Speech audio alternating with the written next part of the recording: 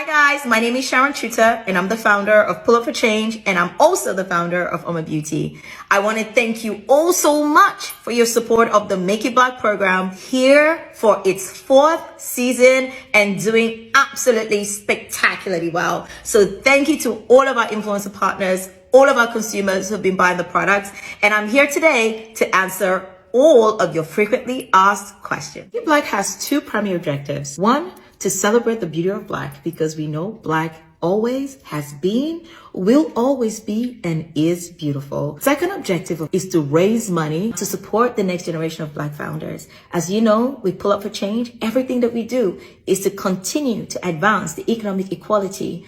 Imagine building a 50 million beauty empire only to have it sold right from under you while you were on medical leave. Sharon Chuter, the trailblazing founder of Uoma Beauty, fought for inclusive in the beauty industry, but her story has now taken a shocking and heartbreaking turn. Today we're diving into the tragic end of Uoma Beauty's founder and uncovering the final battle that changed everything. Today I woke up and found out that the founder of Uoma Beauty died at the age of 38, just months after suing the people who stole her company from her. If you don't know her name, you should. Sharon Chuter was a powerhouse in the beauty industry. She was a Nigerian-born executive who worked at L'Oreal, LVMH, and Revlon before she started her own brand, Uoma Beauty. She was known for Pull Up for Change and Make It Black, where she really forced these beauty companies to face the uncomfortable truth about representation and inclusion. At the time of her passing, she was in a lawsuit against Uoma's new owners. Her lawsuit claims that her company was stolen from her while she was sick. Let's back it up a little bit. Sharon launched Uoma Beauty in 2019 with over 50 shades of foundation.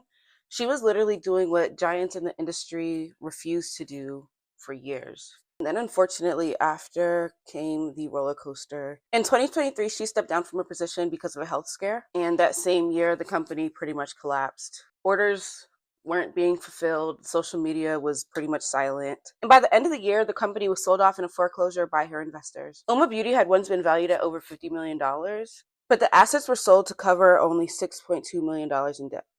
Sharon had later claimed that she had a controlling interest in the company, and that the sale was not only irregular, but just flat out fraudulent. In February 2025, only 6 months ago, Sharon filed a lawsuit against the new owners, MacArthur Beauty, Brain Trust, and Settle Funding, and she was coming for them on multiple claims: fraudulent transfer, unjust enrichment, and receiving stolen property. On July 22nd, just a few weeks before Sharon's passing, my homegirl reached out to me asking me for my opinion because she was reached out to by the new owners of Uoma Beauty. They asked to sit down with her one-on-one to see what she as a consumer wanted to see from the brand moving forward. They said she'd be meeting down with a new CEO who hadn't even been publicly named yet. She said that she felt like the whole thing was pretty messy, especially considering the fact that Sharon was actively suing them. And now, weeks later, Sharon is gone. Cause of death still deferred, and there's no one in the way of Uoma Beauty's new owners. Sharon was a woman fighting for her company, her legacy, her life's work, and my deepest condolences go out to her family. She was a force that changed this industry in ways that it can't be undone. And I feel like the best way to honor her legacy is to not let her story be swept under the rug. She taught us how to fight for our power, and she showed us what happens when Black women dare to create something revolutionary. I honestly hope that whoever Sharon left her assets to still holds those companies accountable for the way that they treated her in the last years of her life. Fellow beauty brand founder Sharon Chuter has died. Guys, I am devastated. I saw some of the news going around yesterday. I did not want to believe it. I kept searching. Is this true? Is this true? Can't be true. I'm devastated. Sharon, 38, a force in beauty, founder of Pull Up for Change, and of course her own brand, Uoma Beauty, and she's gone. And I don't understand. I don't understand it.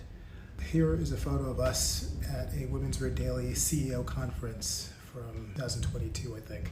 What a force. A force for change, equality, fairness. Beauty has lost a bright, shining light. And Sharon, we are better for all that you've done for us and all that you've done for the industry. You will be missed. My heart goes out to your family and friends, And that's all I have to say. The Uoma lipstick is what I want to be buried with. I want this to be on my lips when I pass, and the shade Feminist is literally so breathtaking. The, engraving on there, the packaging was so well thought out, and Sharon Chuter was a genius. And everybody slept on Uoma. And there's generations of wealth, Egyptian, Nigerian, all inspiration in this brand. And when I saw that she passed, I literally had like a moment, because she just like, her mind was, she's a genius. And when her brand got acquired, MacArthur, and then she passed, and there's no word on social media about why she passed or how she passed. She was just found, passed away, unfortunately, and my heart goes out to her family and everyone around her. But there's no social media post ever since her passing, and they just keep posting just regular content, and it is insensitive. It's absolutely diabolical, and there's something corruption happening in the beauty industry where they want to monopolize, steal all the generational ancient knowledge from different countries, whether it's African, Egyptian, Asian. The tariffs that are happening now, we have to pay 15% more when we purchase something from Olive Young, from Korea or Japan, anywhere now. And so, and they're trying to push out Huda Beauty out of Sephora because of, the political tensions. And so the thing is, guys, please be mindful about what brands you're supporting, because you are voting with your wallet. That is so true. Boycott does work if you really know what you're talking about. Inaccessibility, okay, that's how they get you. But if you are very selective and mindful about the beauty products that you put on your skin, it will impact your health. It will impact your mindset, your subconscious, who you hang out with, the brands that you're associated with. Important. Same thing with Omnicole. Guys, they're doing this on purpose. They're discriminating. They don't want POC to win. This is what monopolization is. Or monopoly is. Lord, pardon me. But yeah, be mindful. This is a pretty crazy one right here.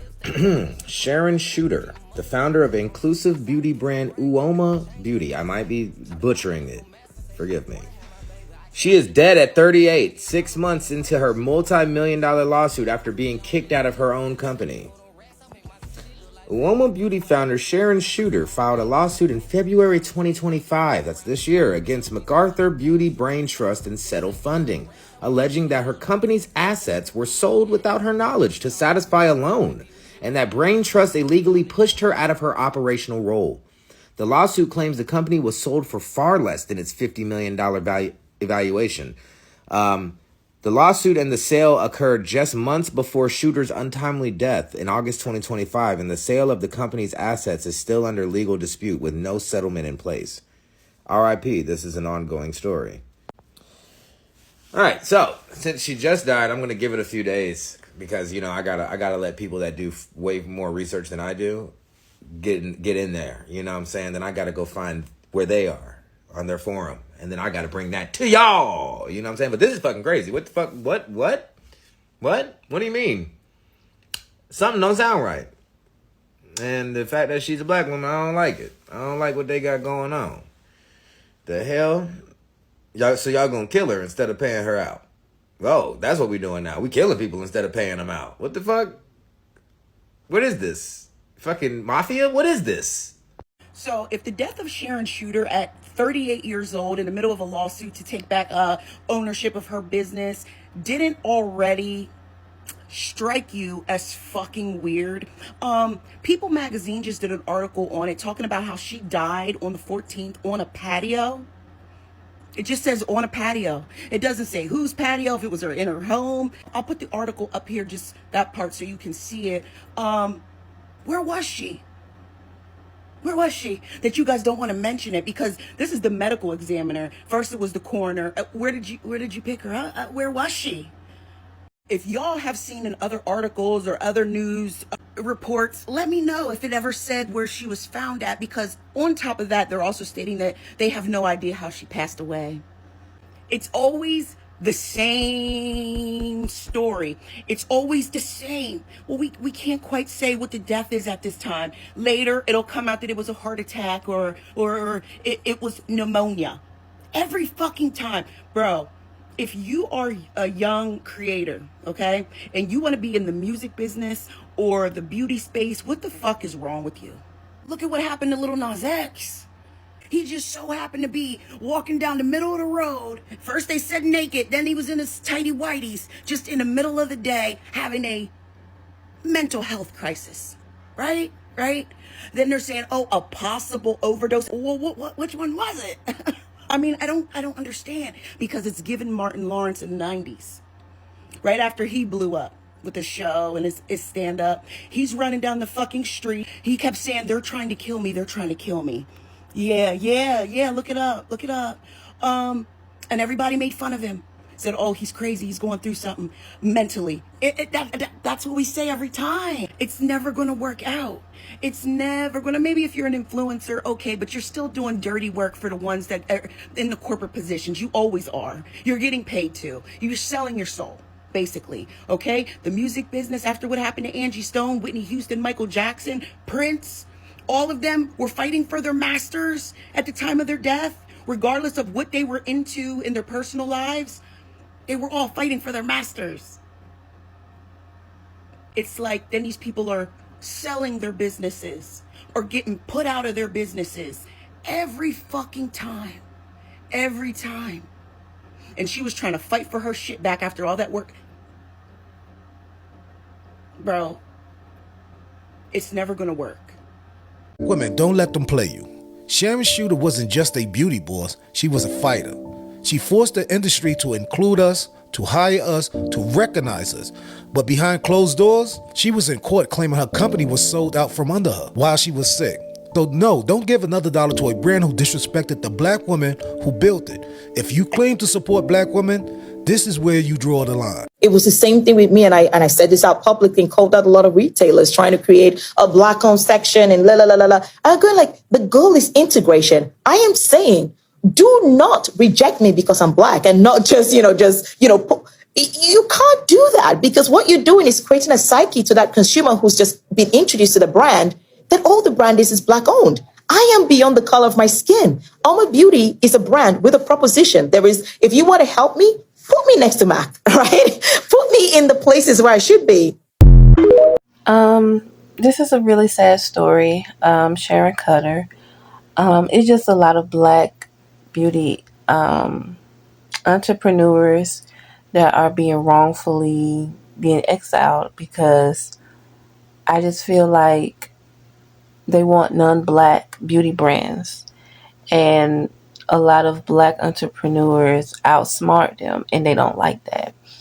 So, it's just really sad. And they try to make us at the bottom of the barrel, like we're not good enough, and we are good enough. And there's just so much hate in this world for black, whether it's in the beauty industry, the entertainment business, and so much more. It's very sad, and I really was hoping that she could fought her case and win back her ownership of the business. So it just shows that we don't have control of everything. They're always the people that are non-black that's running it and don't want black people, especially black Americans, to be successful and run a beauty industry that knows a lot about hair, speak very intelligent, very smart, and knows what's better for our hair and what's not. So it's very sad, and rest in peace to her. Sharon Chuter's story is a reminder of both the power and the pain behind the beauty industry, but now I want to hear from you. Do you think she was betrayed, or was this just business? Drop your thoughts in the comments down below, and if you found this breakdown eye-opening, don't forget to hit that like button and subscribe, and check out my other videos where we dive into real stories behind beauty and the culture and transformation. Until next time, Transformation family, stay inspired and stay powerful. I love you. Ciao.